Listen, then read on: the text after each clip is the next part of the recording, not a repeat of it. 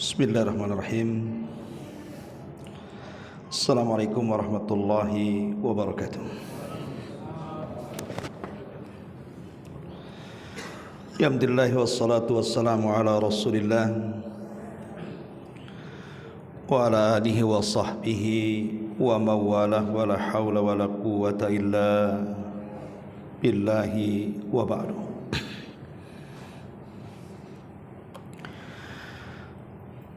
Alhamdulillah, segala puja dan puji hanya milik Allah subhanahu wa ta'ala. Salat dan juga salam kita hadiahkan kepada Rasul kita Nabi besar Muhammad sallallahu alaihi wa ala alihi wasallam.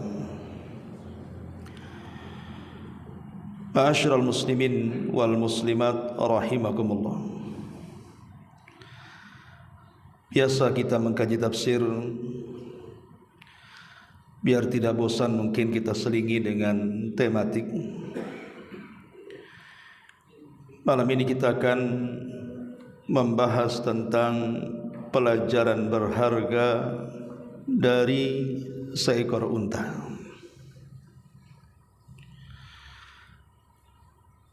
Ma'asyiral muslimin yang dimuliakan Allah subhanahu wa ta'ala, unta ini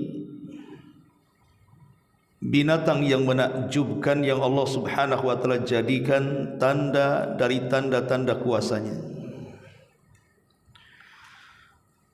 Sampai-sampai Allah subhanahu wa ta'ala mengatakan dalam Al-Quran, afala yanzuruna ilal ibili kaifa khuliqat. Tidakkah kalian melihat bagaimana unta diciptakan? Bukankah binatang-binatang yang lain, kuda, gajah, kambing, sapi dan yang semacamnya, itu juga diciptakan Allah subhanahu wa ta'ala? Tapi kenapa Allah subhanahu wa ta'ala memilih kata unta? Ya, karena unta ini berbeda dengan binatang-binatang yang lainnya.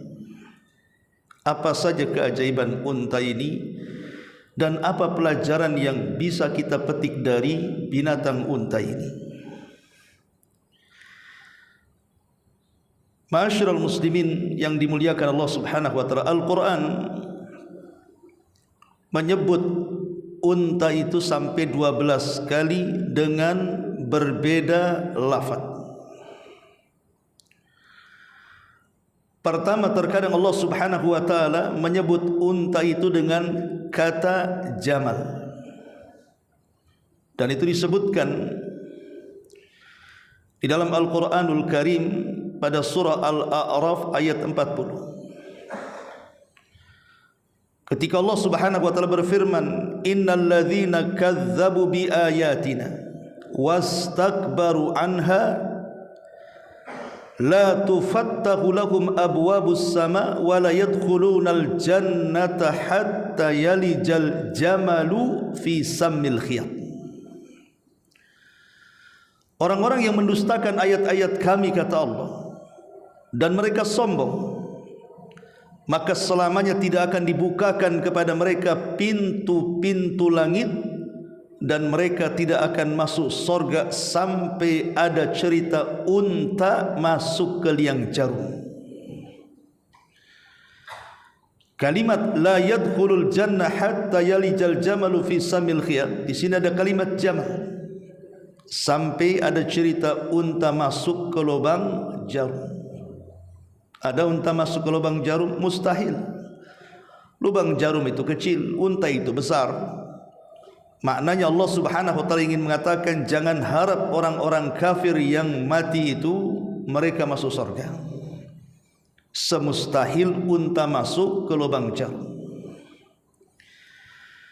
Kemudian yang kedua, Allah subhanahu wa ta'ala menyebut unta itu dengan kalimat al-ibil, sebagaimana ayat yang tadi saya sudah baca, Al-Ghasiyah ayat 17, afala yanzuruna ilal ibili kaifa khuliqat. Tidakkah kalian melihat bahwa unta itu diciptakan? Ayat ini ada asbab nuzulnya. Jadi ketika orang-orang kafir mengingkari adanya kenikmatan-kenikmatan sorga, ketika Allah Subhanahu wa taala mengatakan sururum marfu'ah, dipan-dipan yang ditinggikan, mereka mengatakan macam mana dipan yang tinggi itu kita bisa naik di atas, katanya. Ini Muhammad ini ngarang-ngarang saja. Maka Allah Subhanahu wa taala mengatakan afala yanzuruna ilal ibili kaifa khuliqat. Tidakkah kau lihat unta itu diciptakan? Karena unta itu kalau kita naik, seseorang naik unta itu kan tinggi, kita ini pendek. Kalau tidak pakai tangga susah. Tapi unta itu binatang yang kalau ada orang naik di atasnya pasti dia akan duduk. Kemudian orangnya naik, kemudian dia bangkit. Begitu gaya unta ketika seseorang hendak menungganginya, dia duduk dulu. Kemudian baru setelah penunggangnya naik di atas unta, kemudian dia berdiri. Maksudnya apa? Kalau unta saja, ketika seseorang naik di atasnya, dia duduk dulu, kemudian orangnya naik dengan mudah, baru berdiri, maka kasur-kasur dipan-dipan di sorga juga demikian. Tidak perlu kita naik dipannya yang merendah, kemudian kita naik tidur, kemudian dia naik lagi. Bagi Allah Subhanahu wa taala itu mudah. Intinya di sini Allah Subhanahu wa taala menyebutkan dengan kalimat al-ibil. Kemudian yang ketiga, Allah Subhanahu wa taala menyebut kalimat unta dalam Quran itu dengan lafaz naqah. Sebagaimana Allah mengatakan dalam surah Hud ayat 64. Wa ya qaumi hadhihi naqatullahi lakum ayah. Ini perkataan Nabi Allah Saleh ketika umatnya meminta mukjizat Nabi Saleh, suruh mengeluarkan unta dari batu. Kenapa meminta mukjizat seperti ini? Karena kaum Tsamud, kaumnya Nabi Saleh itu biasa memahat batu, membuat istana-istana, bukan untuk ditempati, tidak, mereka hanya hobi saja. Lah karena mereka selalu berbaur dengan batu, memahat batu, makanya mereka meminta kepada Nabi Saleh, keluarkan dari batu ini unta, katanya. Maka Nabi Allah Saleh berdoa kepada Allah, tiba-tiba batu itu belah, keluar unta hamil 10 bulan.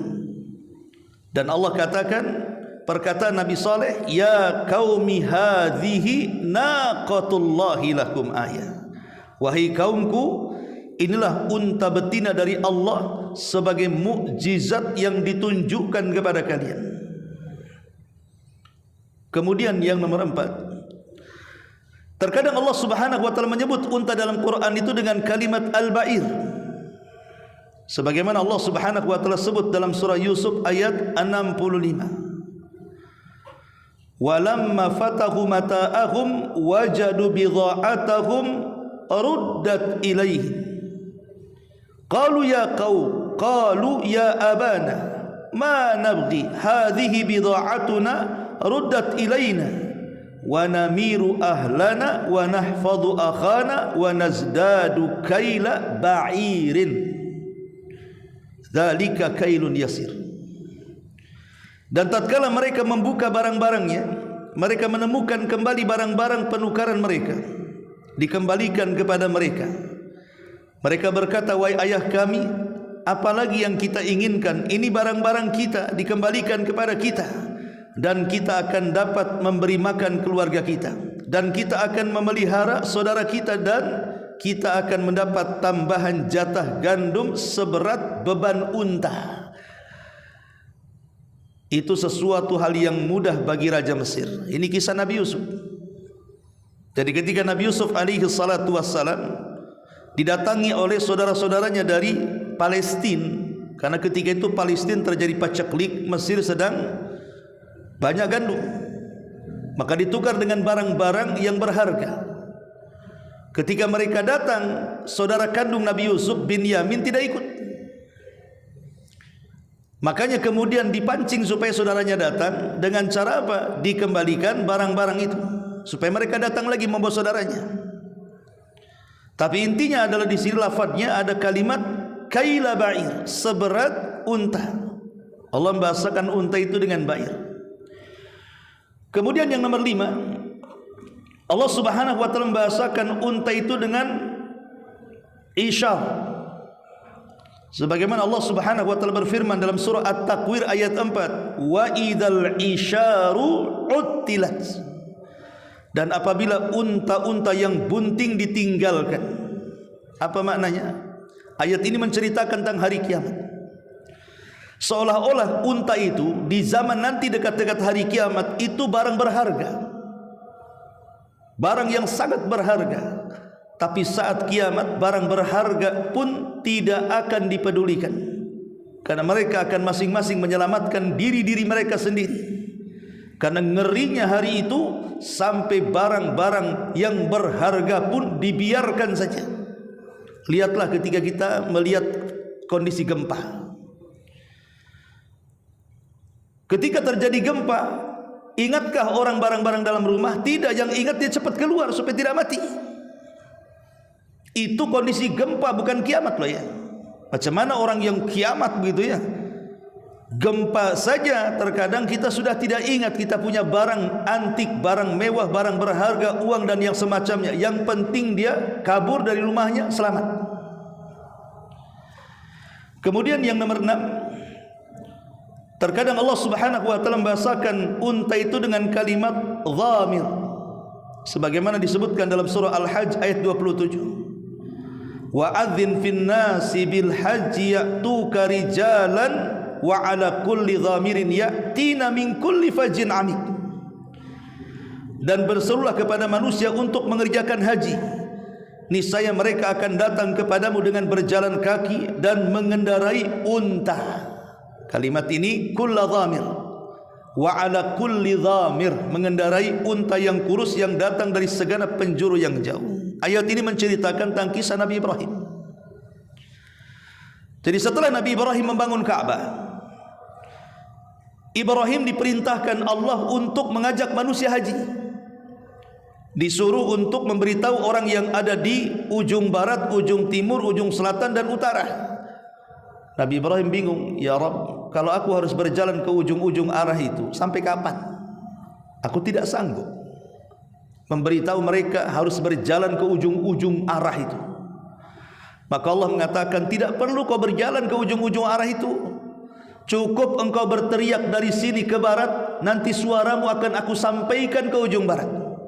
Cukup kau berteriak ke arah timur, nanti suaramu akan aku sampaikan ke ujung timur. Dan begitu seterusnya. Makanya Allah mengatakan, wa adzin fin nasi bil hajj, serulah manusia untuk mengerjakan haji. Dan ini salah satu mukjizatnya Nabi Ibrahim, suaranya bisa sampai kemana-mana. Walaupun dia hanya di satu titik ngomong, tapi suaranya sampai ke ujung-ujung arah. Ini juga nomor 6. Kemudian yang nomor 7, Allah Subhanahu wa taala juga mengistilahkan dengan kalimat him, sebagaimana dalam surah Al-Waqiah ayat 55. Fasharibuna syurbal him, maka kamu melihat seperti unta yang sangat haus ketika minum. Ini ketika menggambarkan siksaan neraka, bagaimana hausnya mereka sementara tidak ada minuman kecuali hamiman wa ghassaqa. Hamim itu air yang sangat panas dan mendidih, sementara ghassak itu artinya nanah-nanah, darah-darah dan muntah penduduk neraka. Kemudian yang nomor 8, Allah Subhanahu wa taala juga mengistilahkan dengan kalimat al-wabar, sebagaimana disebutkan dalam surah An-Nahl ayat 80. Wallahu ja'ala lakum min buyutikum sakanan wa ja'ala lakum min juludikumul an'am buyutan tastakhifunaha yawma dha'nikum wa yawma iqamatikum wa min aswafiha wa aubariha wa ash'ariha utsathan wa mata'an ilahin. Dan Allah menjadikan bagimu rumah-rumahmu sebagai tempat tinggal, dan Dia menjadikan bagimu rumah-rumah kemah-kemah dari kulit binatang ternak yang kamu merasa ringan membawanya, di waktu kamu berjalan dan waktu kamu bermukim, dan dijadikannya pula dari bulu domba serta bulu unta. Sini kalimat unta maksudnya wa aubariha. Terkadang Allah Subhanahu wa taala menyebut kalimat wabar. Kemudian yang nomor 9, Allah Subhanahu wa taala mengistilahkan unta dengan kalimat al-badn. Al-budunu, al-budunu sebagaimana disebutkan dalam surah Al-Hajj ayat 38. Wal budunu ja'alnaha lakum min sya'airillah. Dan unta-unta itu kami jadikan untukmu sebagai syiar Allah Subhanahu wa taala. Maksudnya ketika berkurban, maka kurban terbaik adalah kurban dengan unta. Maksudnya untuk satu orang, bukan berserikat. Kalau tidak sanggup maka 1 ekor sapi. Maksudnya untuk satu orang, bukan berserikat. Kalau tidak sanggup 1 ekor kambing. Kalau tidak sanggup berserikat unta, kalau tidak sanggup berserikat sapi. Di sini Allah Subhanahu wa taala menyebut unta dengan kalimat al-budnu. Al-budnu adalah unta. Ma'asyiral muslimin yang dimuliakan Allah Subhanahu wa taala, terkadang Allah Subhanahu wa taala mengistilahkan unta dengan beberapa, dalam satu ayat itu dengan 4 kalimat. 4 kalimat. Maksudnya adalah ketika Allah Subhanahu wa taala menjelaskan tentang sesembahan-sesembahan orang-orang kafir. Karena orang-orang kafir itu kan biasa mereka melakukan persembahan dengan memberikan unta. Ada istilah syaibah, ada istilah wasilah. Itu disebutkan di satu ayat itu kalimat 4 tentang sesembahan orang-orang kafir, disebutkan dalam surah Al-Maidah ayat 103. Ma ja'alallahu min bahiratin wala saibatin wala wasilatin wala hamin. Dan Allah sekali-kali tidak pernah mensyariatkan adanya bahirah, saibah, wasilah dan ham. Ini 4 kata ini maksudnya unta-unta yang dikorbankan. Inilah diantara 12 kata dalam Al-Quran tentang lafaz unta. Apa sih faedahnya? Kenapa satu binatang banyak nama? Para ulama mengatakan bahwa ketika satu binatang banyak nama itu sama dengan surah Al-Fatihah. Surah Al-Fatihah itu banyak nama tuh. Ada Al-Fatihah, ada surah Asy-Syifa, ada surah Ummul Quran, ada disebut Ummul Qura, macam-macam. Ulama mengistilahkan surah Al-Fatihah sampai belasan nama. Kenapa satu surat banyak nama coba? Atau umpamanya hari kiamat. Hari kiamat itu sampai disebutkan oleh Imam Ghazali 82 nama untuk satu peristiwa yang disebut dengan hari kiamat. Para ulama mengatakan ketika satu peristiwa memiliki banyak nama, atau satu surat memiliki banyak nama, atau satu binatang memiliki banyak nama, menunjukkan bahwa ini bukan peristiwa biasa kiamat. Surah Al-Fatihah itu bukan surat biasa. Unta ini bukan binatang biasa. Makanya sampai diulang-ulang maknanya dengan berbeda lafaz, menunjukkan unta ini bukan binatang biasa, tapi binatang yang luar biasa, memiliki keagungan di sisi Allah Subhanahu wa taala. Itu faedahnya. Baik, ma'asyiral muslimin yang dimuliakan Allah Subhanahu wa taala, kita akan membahas tentang unta menurut hadis-hadis Nabi sallallahu alaihi wasallam. Di sini akan banyak pelajaran yang kita akan petik dari binatang unta ini.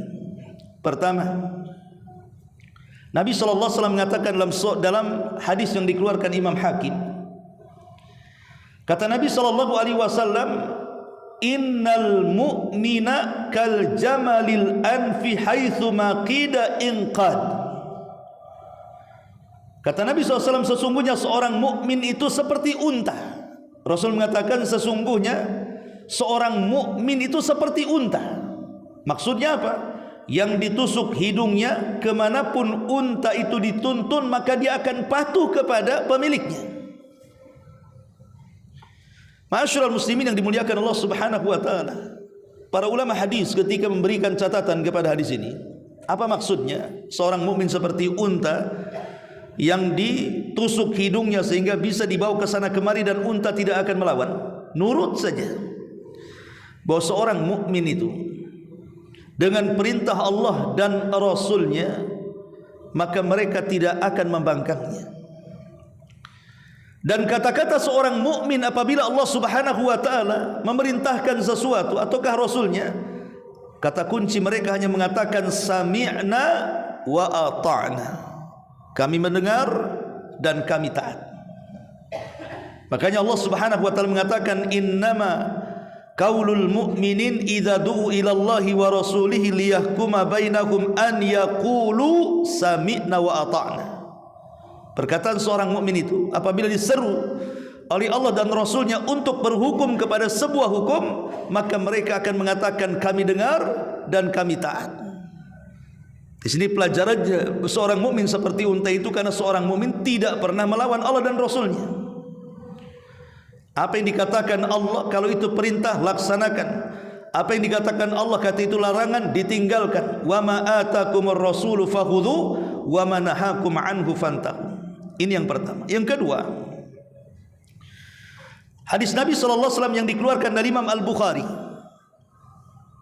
dalam nomor hadis 6498, innaman nasu kal ibilil mi'ati la takadu tajidu fiha raha. Sesungguhnya manusia itu seperti unta yang jumlahnya 100. Hampir-hampir kamu tidak mendapatkan padanya unta yang cocok yang kau tunggangi. Apa maksudnya hadis ini? Hadis ini sebagian para ulama, ada yang beberapa ulama mentakwilkan. Pertama, maksudnya bahwa kebanyakan manusia itu tidak baik dan hanya sedikit manusia yang baik. Seperti di sini Rasul mengatakan sesungguhnya manusia seperti unta yang jumlahnya 100. Hampir-hampir dari 100 unta ini tidak ada yang cocok untuk ditunggangi. Seolah-olah Rasul ingin mengatakan kebanyakan manusia ini jahat, hanya sedikit manusia yang baik.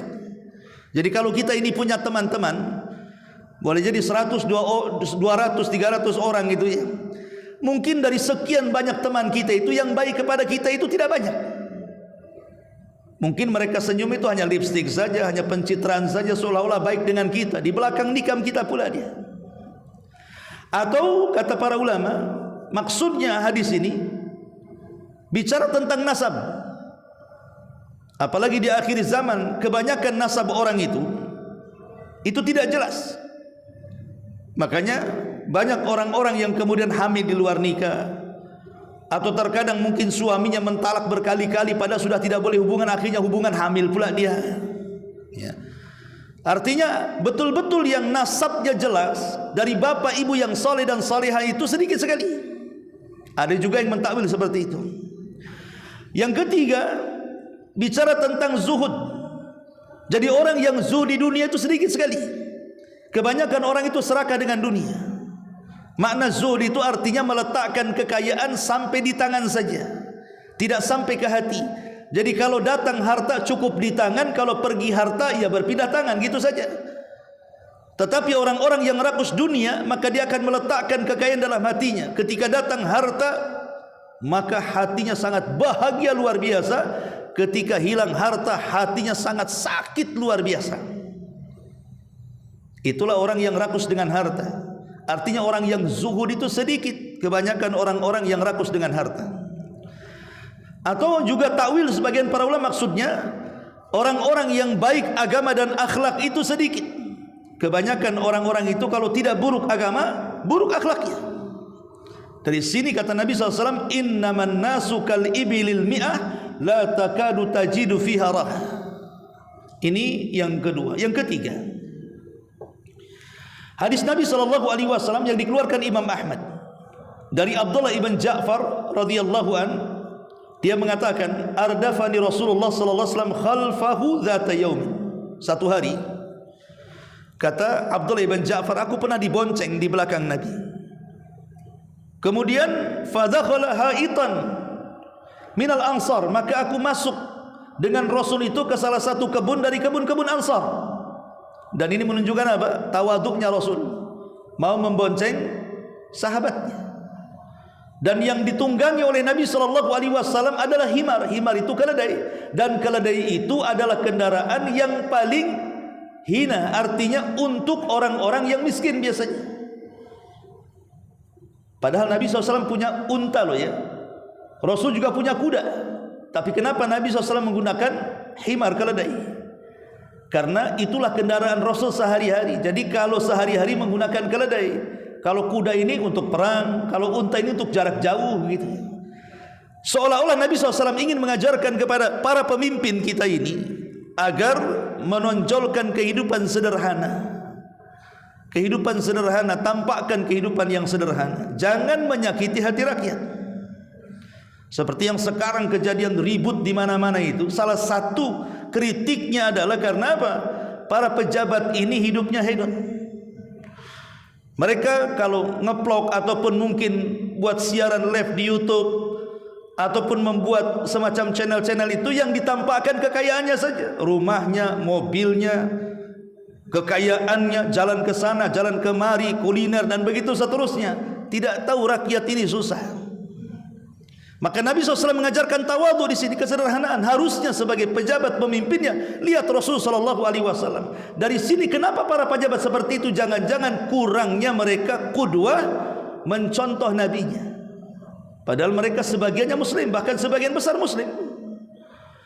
Ma'asyiral muslimin yang dimuliakan Allah Subhanahu wa taala, wajar kalau sampai menyakiti hati rakyat itu mungkin seperti itu. Walaupun sebenarnya demonstrasi dalam Islam sendiri itu tidak boleh sebenarnya melakukan demonstrasi itu. Ulama membagi hukum demonstrasi itu 4.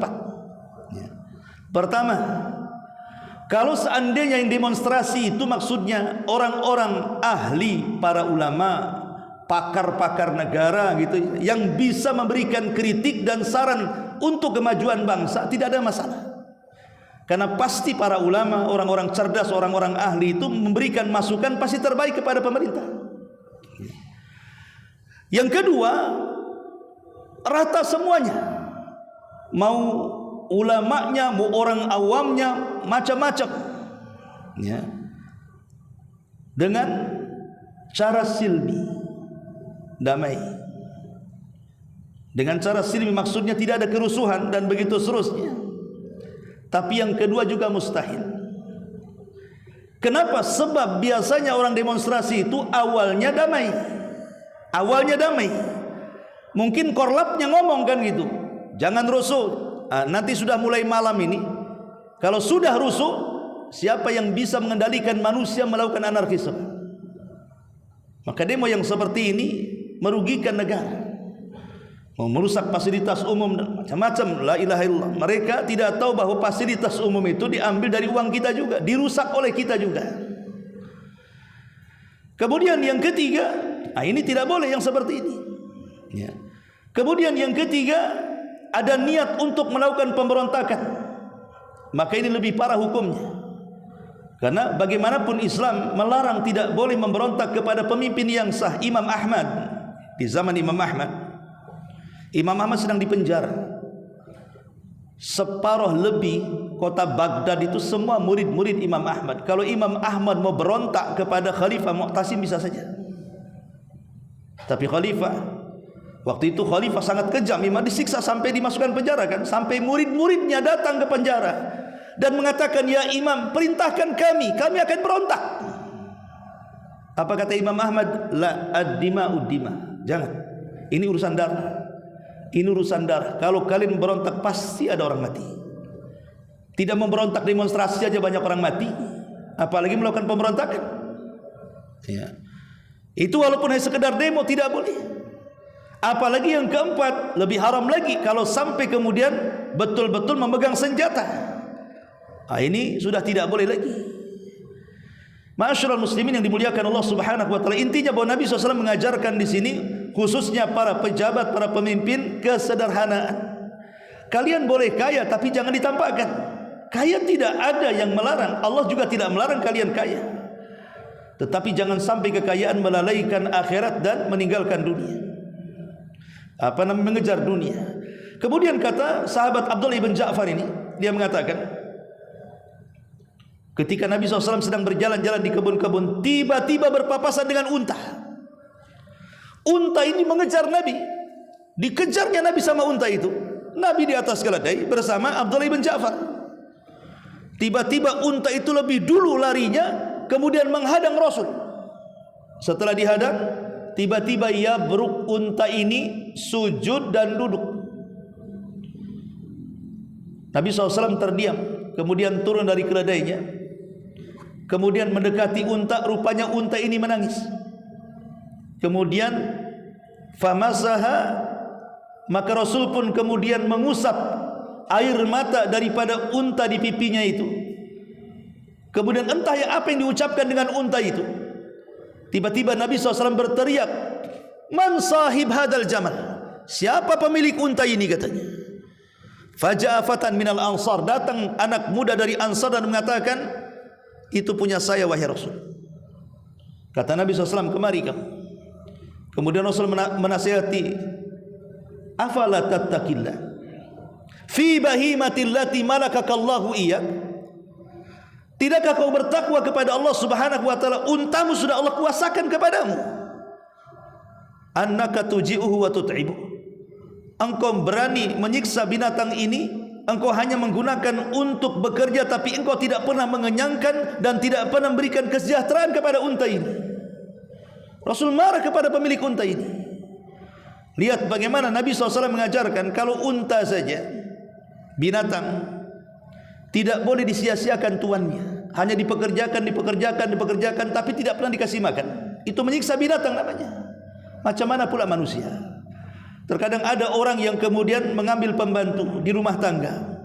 Terkadang ada yang disiksa pembantu itu, ada yang tidak digaji pembantu itu, atau mungkin karyawan, ada yang bekerja lama tapi nggak digaji-gaji sama bosnya. Lah, lihat Islam mengajarkan unta saja diperhatikan sama Nabi. Lebih daripada itu, bahwa unta di sini tahu kemana dia harus mengadu. Dia tahu kemana harus mengadu kepada Nabi SAW. Tahu itu Nabi. Tapi kita umat Islam ini terkadang tidak pernah mengembalikan urusan kita kepada Allah dan Rasulnya. Pada Allah mengatakan, "Idza tanazza'tum fi syai'in farudduhu ila Allahi wa Rasul." Kalau kalian bermasalah dengan sesuatu, kembalikan solusinya kepada Allah dan kepada Rasulnya, bukan kepada hawa nafsunya. Ini juga di antara pelajarannya. Kemudian selanjutnya, unta ini binatang yang tidak akan punah sampai kiamat. Binatang-binatang yang lain bisa punah, tapi unta ini saat menjelang kiamat dia masih hidup. Maksudnya masih ada. Bukan berarti untanya hidup sampai kiamat. Tidak, unta itu 40 tahun meninggal. Maksudnya sampai kiamat dia tidak punah, masih ada.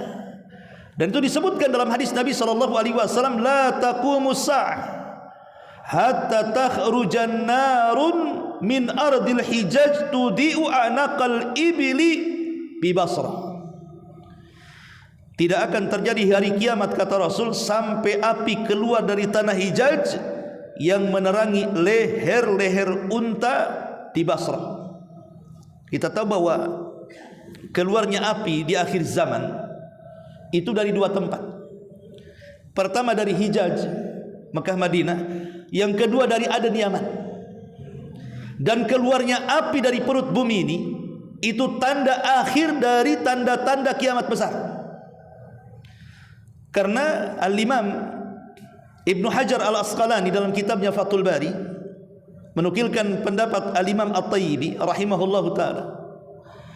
Di antara ijtihad beliau ketika menyusun tartib kiamat, tanda-tanda kiamat besar itu, dia mengatakan yang pertama muncul Dajjal. Munculnya Dajjal dulu. Sebelumnya Imam Mahdi itu kiamat kecil, tanda-tanda kiamat kecil. Muqaddimah tanda-tanda kiamat besarlah Imam Mahdi. Tapi yang pertama munculnya tanda-tanda kiamat besarlah munculnya Dajjal. Kemudian setelah itu Isa turun dari langit dan membunuh Dajjal. Yang kedua Isa bin Maryam turun dari langit kemudian membunuh Dajjal. Kemudian yang ketiga setelah Dajjal mati dibunuh Isa bin Maryam, maka masih di zaman Isa keluar Ya'juj wa Ma'juj, dua kabilah besar yang tersembunyi di sebuah tempat yang terbenteng yang dibuat oleh Dzulqarnain di zamannya. Dan jumlah mereka sangat banyak. Bandingannya satu dari kita 999 dari mereka.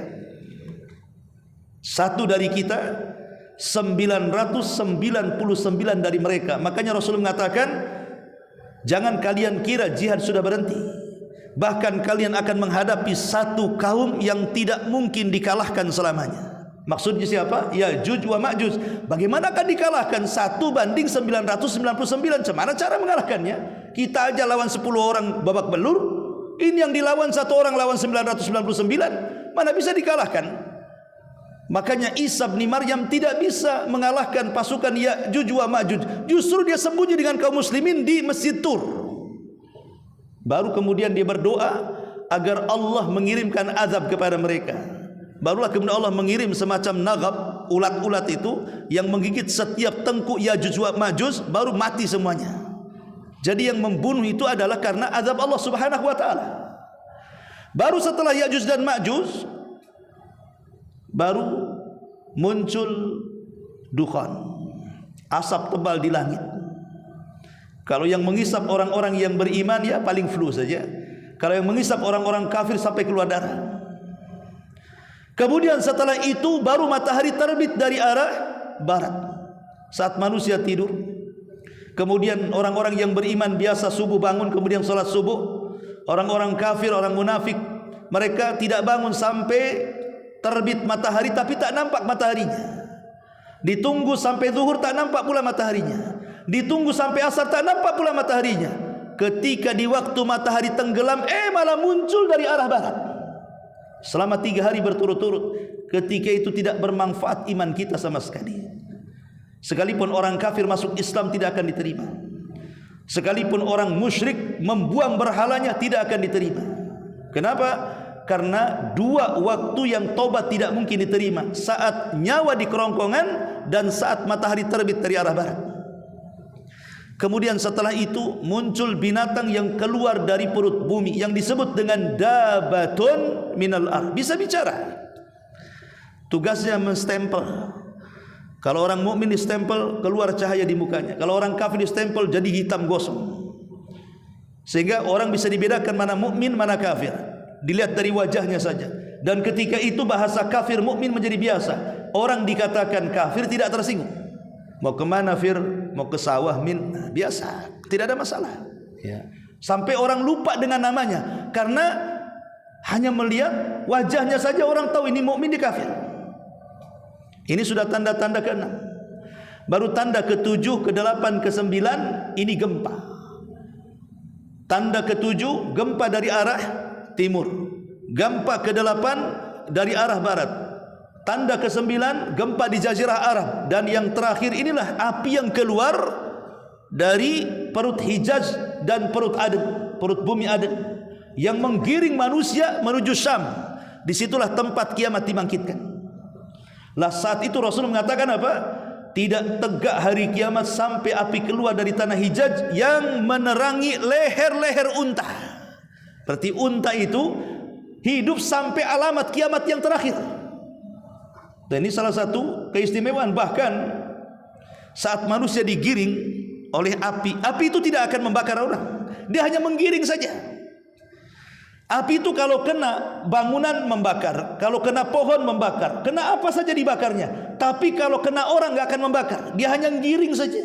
Manusia berhenti, apinya berhenti. Manusia jalan, apinya jalan. Sampai semua manusia berkumpul di Syam. Makanya disebut Syam itu Ardul Mahsyar. Dia bumi dikumpulkannya manusia. Lah Nabi SAW mengatakan dalam sebuah hadis, kata Nabi SAW an Abi Hurairah an Nabi SAW, yuhsyarun nas ala 3 tara'iq, ragibina rahibina wa 2 ala ba'ir wa 3 ala ba'ir wa arba'atun ala ba'ir wa 10 ala ba'ir wa yuhsyaru baqiyatuhumun nar tukilu ma'ahum haitsu qalu tabitu ma'ahum haitsu batu wa tusbihu ma'ahum haitsu asbahu wa tumsi ma'ahum haitsu amsau. Manusia semuanya akan dikumpulkan dalam 3 keadaan. Saat digiring oleh api ke Syam itu, manusia akan dikumpulkan dalam 3 keadaan. Ada yang berharap, senang, gembira, ada yang takut, dan ada yang sangat tegang. Ada 2 orang ketika berlari atau berjalan menghindari api itu, ada 2 orang yang menunggangi 1 unta, ada 3 orang menunggangi 1 unta, ada 10 orang menunggangi 1 unta secara bergiliran, dan sisanya digiring oleh api. Api itu menyertai mereka baik siang hari ataupun malam hari, dan mereka terus digiring sampai ke tempat berkumpulnya. Dari sini, dari 2 hadis menunjukkan unta ini akan hidup sampai tanda terakhir dari tanda-tanda kiamat besar. Ma'asyiral muslimin wal muslimat rahimani wa rahimakumullah. Kemudian juga hadis Nabi yang dikeluarkan atau disepakati Bukhari Muslim. Kata Nabi SAW, al-fakhru wal khuyala fi ashabil ibili was sakinatu wal waqaru fi ahlil ghanami. Kata Rasul, kesombongan dan juga kebanggaan itu dimiliki oleh para peternak unta, tetapi orang-orang yang tenang, orang-orang yang bahagia itu terdapat pada para peternak kambing. Apa maksudnya hadis ini?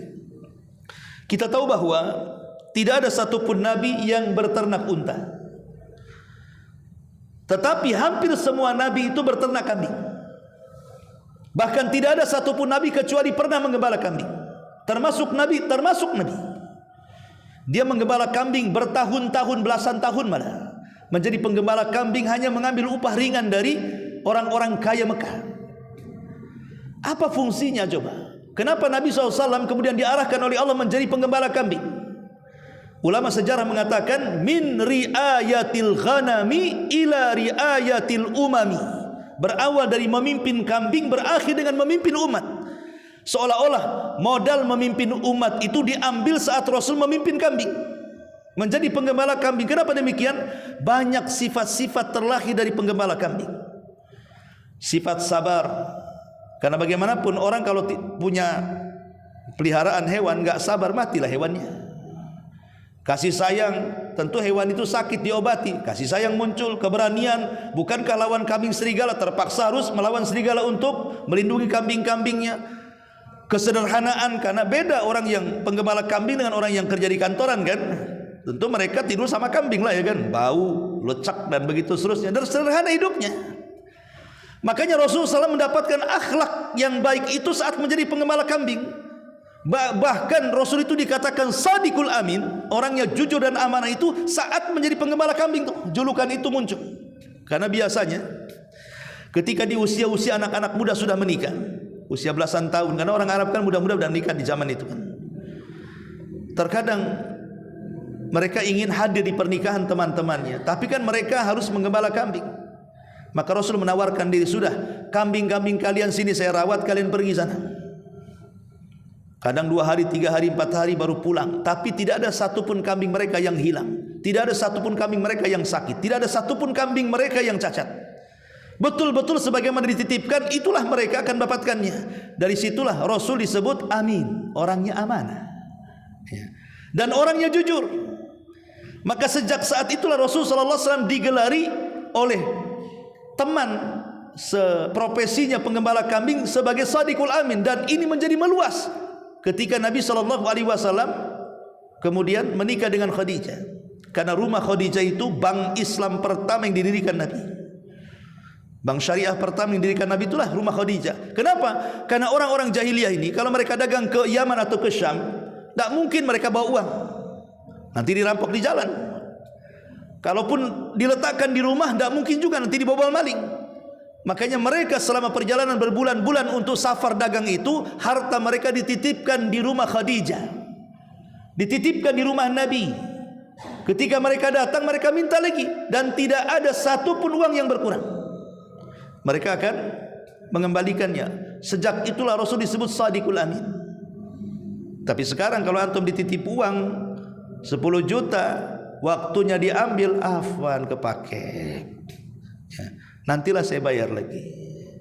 Aduh, pinjam dululah, macam-macam ya. Apalagi dititipkan ucapan, bertambah ribanya kalau ucapan itu. Nitip pesan itu yang 1 kalimat jadi 1000 kalimat ya. Ma'asyiral muslimin yang dimuliakan Allah Azza wa Jalla. Jadi intinya bahwa Penggembala kambing ini melahirkan akhlak baik. Beda dengan penggembala unta seperti Umar. Umar bin Khattab itu sejak kecil itu menggembala unta. Bahkan ayahnya Khattab itu lebih sayang kepada untanya dibandingkan kepada Umarnya. Bayangkan coba. Kurang ajarnya bapaknya Umar itu, Khattab nih. Nih Umar nih, satu hari dia ingin berkunjung kepada pamannya. Kemudian dititipkan untanya kepada kawannya. Oh, dicari sama bapaknya Khattab itu. Setelah ketemu, kemudian dipukuli dan disuruh kembali untuk beternak unta, untuk menggembala unta. Kata Umar bin Khattab kepada ayahnya, wahai ayahku, apakah kau lebih sayang unta dibandingkan diriku, katanya. Ya, aku lebih sayang unta dibandingkan kamu, katanya. Subhanallah. Makanya kemudian Umar menjadi besar itu, keras orangnya Umar itu. Dan dia baru lembut itu ketika masuk Islam. Baru dia lembut. Tapi ketika Islam saja nampak kerasnya terkadang muncul sewaktu-waktu. Contoh mamanya, kalau ada kasus dikit-dikit, ya Rasul izinkan aku kupenggal lehernya. Itu selalu kata-kata itu terulang dari Umar. Seperti ketika Abdullah ibn Ubay tokoh munafik ketahuan, maka Umar yang pertama datang kepada Rasul. Rasul izinkan aku kupenggal tu leher si Ubay itu, katanya. Ma'asyiral muslimin yang dimuliakan Allah Azza wa Jalla. Kemudian juga diantara hadis berikutnya, Nabi SAW mengatakan, sallu fi maradhibil ghanami wa la tusallu fi a'tanil ibili fa innahu khuliqat minasyayatin. Salatlah di kandang kambing, jangan salat di kandang unta, karena unta tercipta dari setan. Kenapa demikian? Kok kita boleh salat di kandang kambing? Karena kambing tidak akan mengusik kita, dia tidak akan cemburu. Tapi unta ini pecemburu. Kalau tempat yang biasa dia duduk di situ, kita duduk di situ, oh ditunjang kita. Jauh-jauh dia akan datang ngejar kita. Pokoknya tempat duduknya itu, tempat yang biasa istirahatnya, jangan diganggu. Makanya Rasul mengatakan jangan sholat di tempat peristirahatannya unta. Nanti kau ditunjang unta.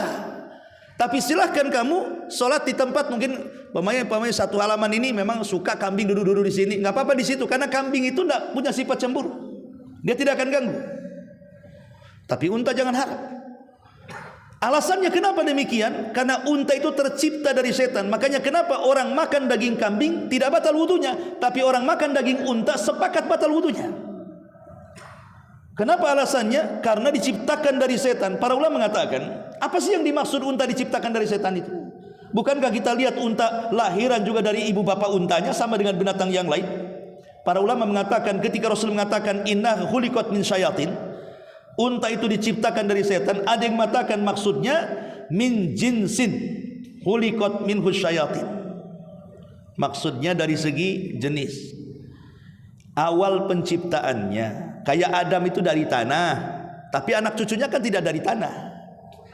Ya, setan, jin awalnya dari api, tapi kan anak turunan jin bukan dari api. Begitu juga unta itu awalnya bapak moyangnya unta, itu maksudnya diciptakan dari setan, tapi kemudian turunannya ya tidak. Ada yang mengatakan seperti itu. Ada yang mengatakan bahwa itu perkawinan daripada binatang bumi dengan binatang yang biasa dirawat manusia dengan binatang yang dirawat oleh jin, kawin, lahirlah unta katanya. Ada yang mengatakan seperti itu. Ada juga yang mengatakan bukan berarti unta dicipta dari setan, tidak, tapi unta ini memiliki tabiat setan, mudah marah, mudah emosi, cemburuan.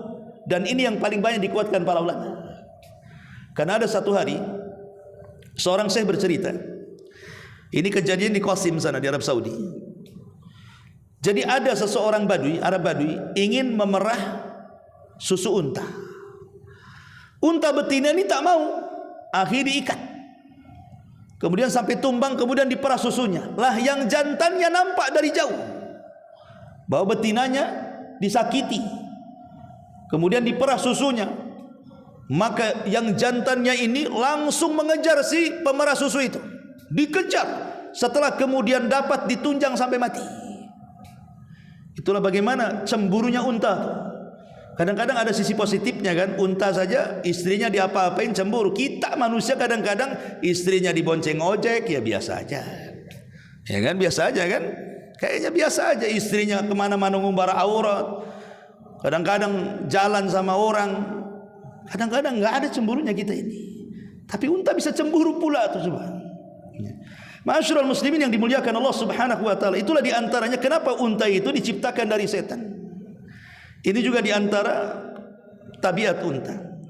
Ma'asyiral muslimin yang dimuliakan Allah Subhanahu wa taala. Kemudian juga Nabi SAW mengistilahkan dalam hadis, khairu nisa'i raqibnal ibila. Sebaik-baik wanita di zaman itu adalah wanita yang mengendarai unta. Apa maksudnya? Para ulama mengatakan bukan berarti kemudian wanita yang naik unta jalan. Tidak.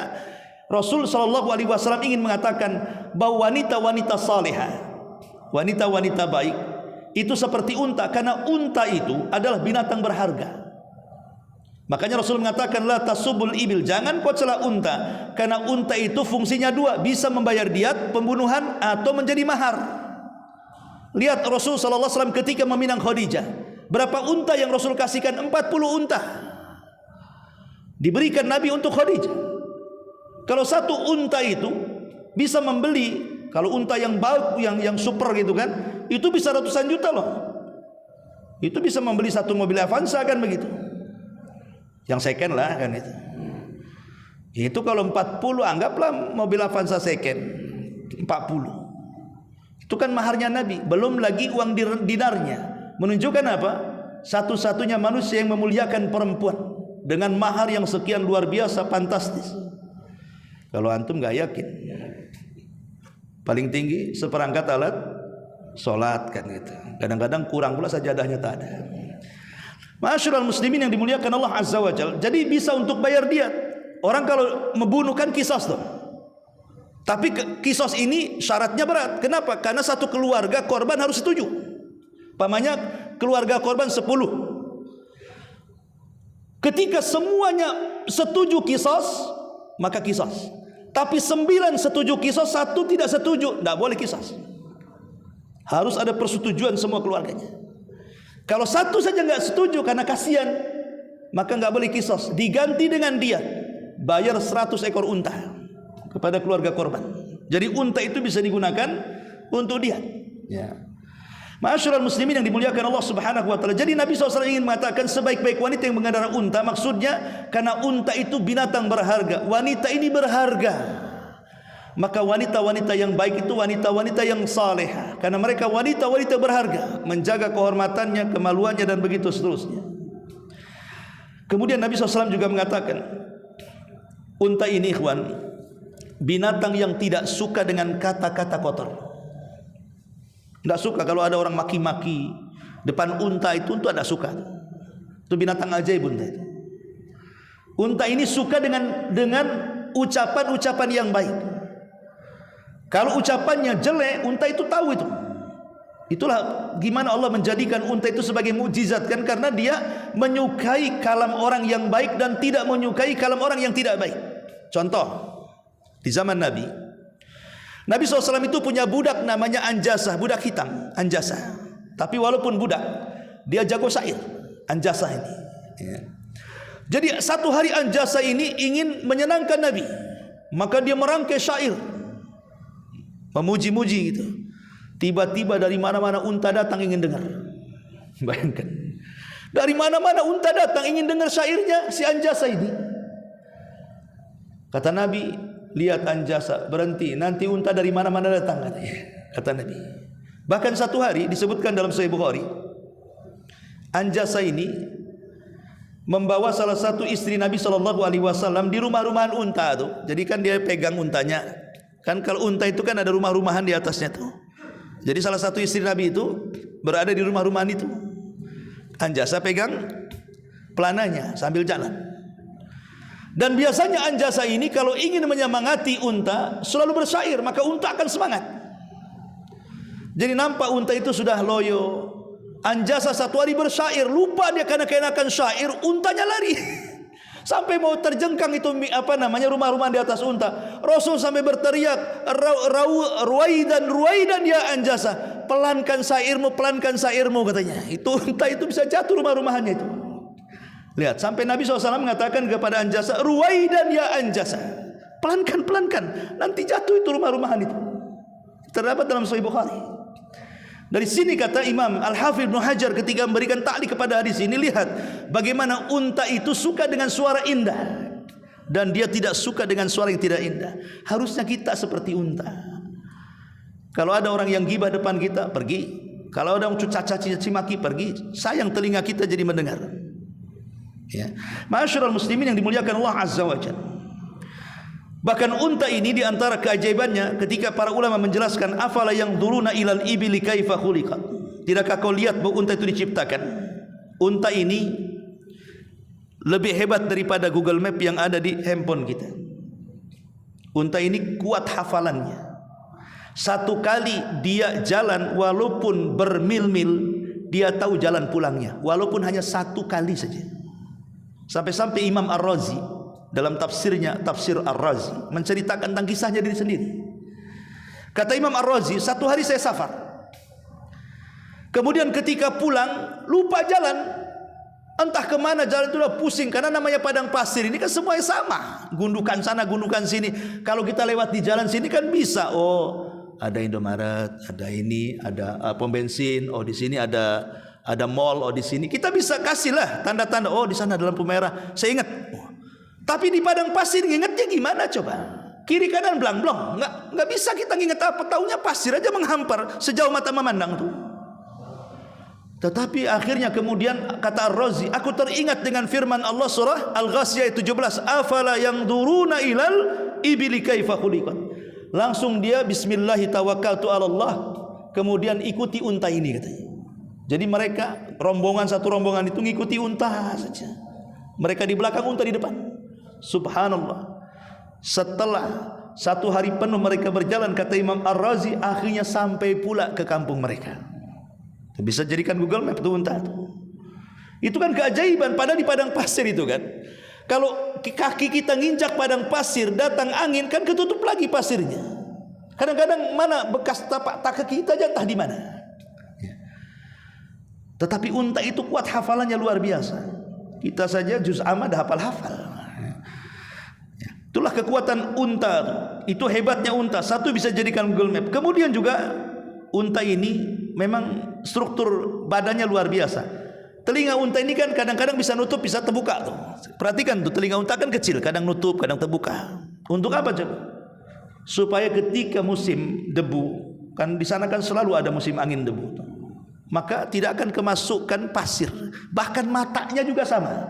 Tahu debu itu akan datang walaupun kecil, mungkin kita tidak bisa melihatnya kecuali dengan alat gitu ya. Close-up, kecuali dengan alat yang memang bisa membesarkan. Tapi unta tahu itu debu ada, akan melayang di matanya. Makanya sehebat apapun angin debu di padang pasir, tidak ada ceritanya ada unta kelilipan itu dada. Nah ini kan mukjizat. Kemudian yang ketiga, kaki unta itu lututnya sejak lahir sudah kapalan. Antum tahu kapalan ya? Apa kapalan istilahnya? Kalau orang sering kerja kan biasanya keras gitu ya, kapal lah ya.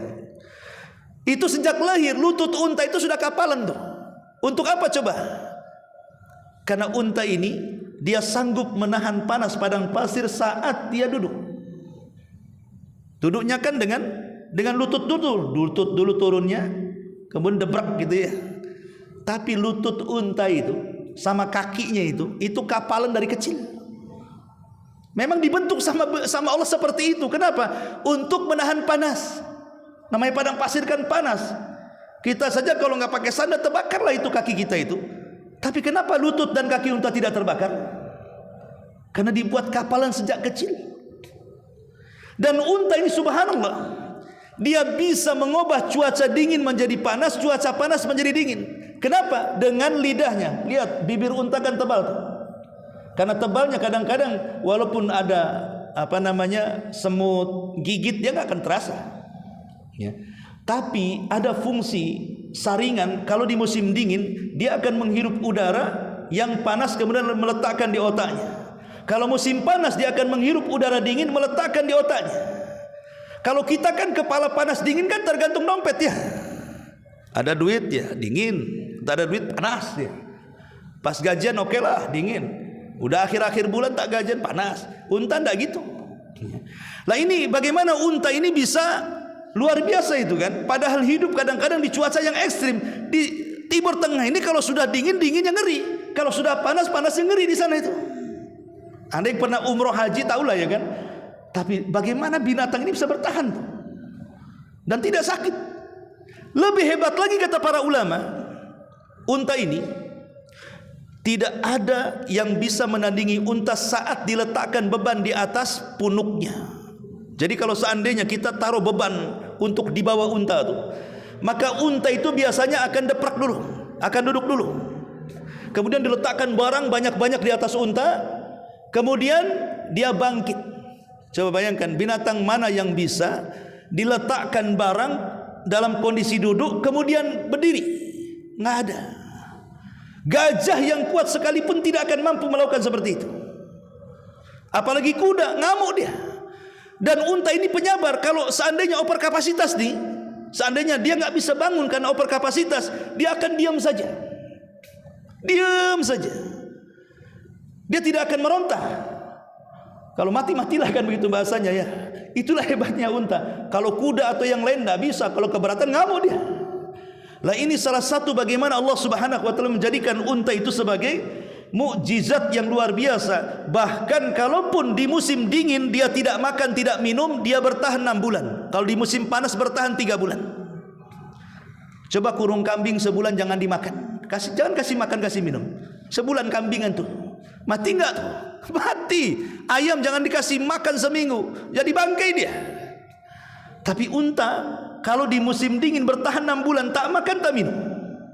Kalau di musim panas bertahannya 3 bulan. Kenapa? Karena kalau minum pun memang banyak unta itu, karena semua asupan makanan minuman diletakkan di funuknya. Itu sebagai asupan dia selama perjalanan. Kenapa Allah ciptakan ini binatang memang khusus di padang pasir? Karena padang pasir nggak ada warung masalahnya. Ya, mau singgah di warung itu nggak ada ya. Terpaksalah Allah buat memang Allah Subhanahu wa taala di antara keajaiban unta Allah ciptakan seperti itu. Bahkan orang-orang yang kehausan, kalau mereka habis minum, mereka akan tusuk tuh unta, keluar airnya, diminum sama dia.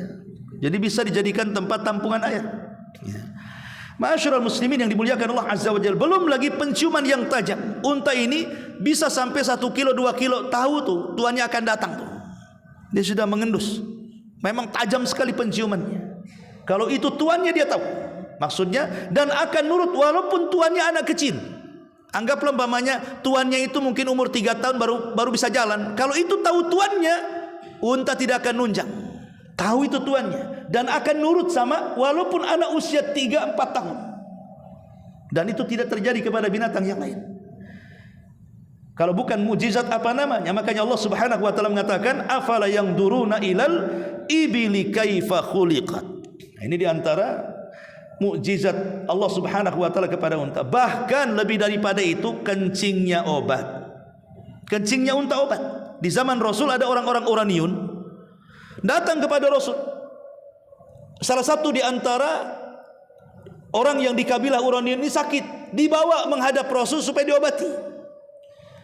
Kata Nabi SAW, tunggu. Kemudian Rasul mengambil kencing unta. Minumlah kata Rasul. Kemudian diminum, langsung sembuh. Kemudian orang-orang ini pergi. Rupanya di tengah jalan kurang ajar orang-orang ini. Habis disembuhkan sama Nabi, nampak banyak unta, dibunuh penggembalanya, dirampok kemudian untanya. Kedengaran sama Nabi. Kata Nabi, orang itu tidak bersyukur katanya. Kalau begitu tangkap orang itu. Kemudian ditangkap. Kata Rasul, bagaimana cara dia membunuh penggembala itu? Oh, sebelum dibunuh dicongkel matanya. Kata Rasul, congkel semua matanya. Kemudian setelah itu apa? Oh, pukuli dulu semuanya. Setelah itu apa? Dibunuh. Baru sekarang dibunuh. Karena qisas itu harus sama dengan pembunuhannya.